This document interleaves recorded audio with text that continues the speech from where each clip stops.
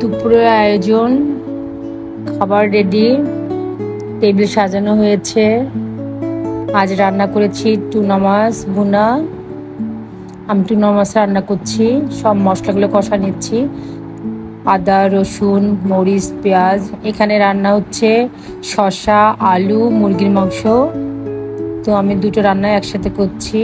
Tuna মাছটা একটু কষাই নিব, তো কয়েকটু টুনা মাছ দিচ্ছি।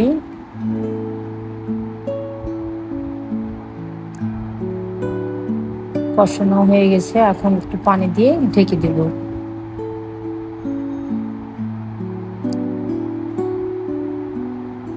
তো আমার দুটো রান্নাই হয়ে গেছে,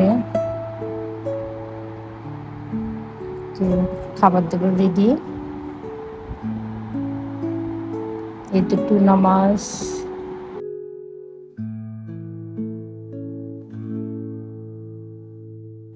এখানে হচ্ছে শসা মুরগির মাংস, সব রেডি। এখন শুধু খাবার পালা।